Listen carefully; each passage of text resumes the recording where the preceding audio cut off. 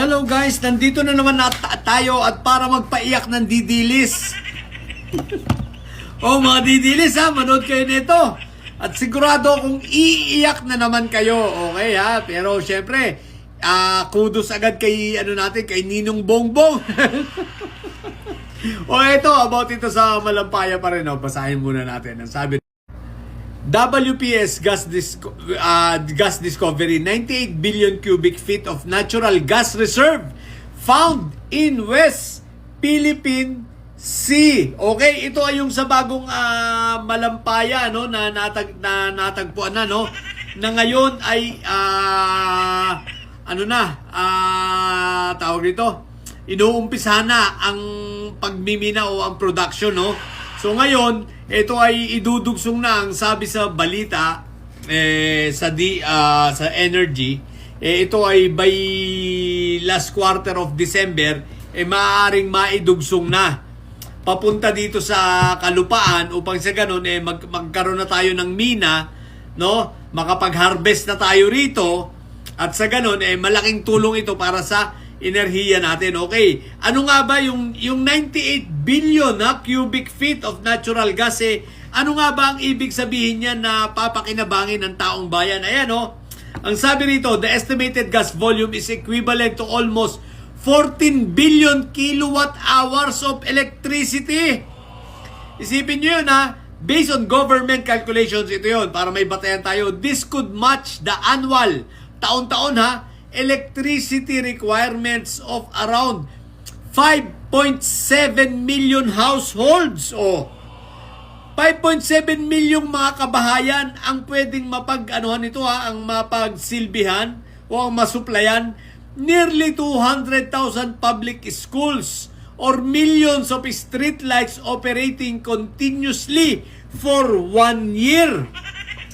Mga didilis? Alam nyo guys, ako naniniwala ito ay mapapasama sa zona ng ating Pangulo, sapagkat napakaganda nito. Ito ay maliwanag na kung ito ay magtutuloy-tuloy by 2027 at ito ay makakapagbigay na ng serbisyo, karagdagang enerhiya para sa production ng ating kuryente, sigurado ako dito bababa ang ating kuryente. Isipin nyo, napakarami 5.7 million households Dito pa lang ito, sa isa pa lang sa isang pa lang natin to, planta ilan yan? 2 yan, di ba? Na bagong tuklas.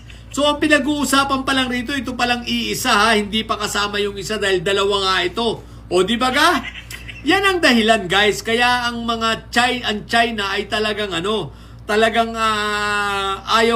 talagang aangkinin nila ang West Philippine Sea dahil ang ating West Philippine Sea ay napakayaman. Mabuti na lang itong nasa Malampaya natin talagang malayo sa kanila. 'Di ba? So hindi nila pwedeng angkinin. 'Di ba? Ngayon yung nandito sa may mga ayungin talagang inaangkin nila kasi napakayaman nga nito sa mina ng mga natural gas. So kaya talagang pinag-iinteresan nila. O 'di ba ga? So ngayon, ang tanong ko, ito ay sa pangunguna ito ng Prime actually ang kontrata rito itong company ni Rason, Enrique Rason, itong Prime, basta Prime Energy ba yun? Basta hindi Prime Water. Okay, so ngayon ito ay napakalaking tulong. Ngayon, ito ay nangyari sa panahon ni PBBM. Kaya nga sabi ko sa inyo, maganda ang kinabukasan ng Pilipinas at nawa ay makakuha tayo ng presidente na talagang magpapatuloy ng mga adhikain ni PBBM at bago siya umalis sa 2028, makakuha tayo ng presidente at makapaglagay talaga tayo ng presidente na magpapatuloy ng mga sinimulan niya at magpapatuloy ng mga pangarap niya at adhikain para sa ating mga kapwa Pilipino. At katulad nito,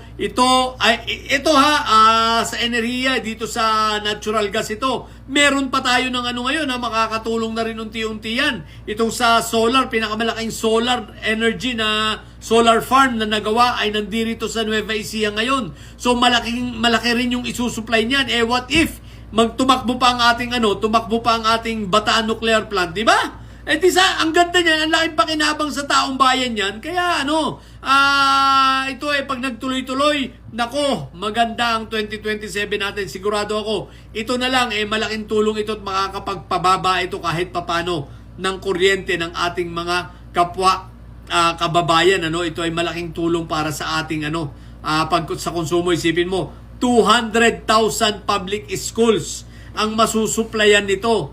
Diba? Tapos milyon na street lights, tapos 5.7 million households. Wow, diba?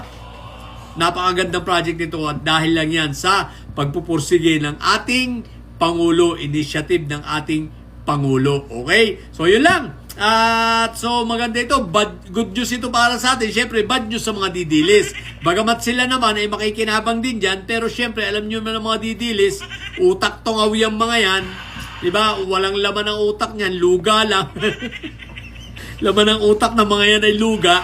Diba? So, ayaw nila ng ganito. Basta pag-unlad sa Pilipinas, ayaw ng mga yan. Diba ka? So, yun lang. Good job, PBBM. So, tuloy-tuloy na sana ito. So, sa mga bobong didilis na nyo, ang tatay nyo ay preso, ang BP nyo ay bobo. Manatili kayo mga bobo at may sayad, sapagkat ang may sayad ay laging high blood. Bye!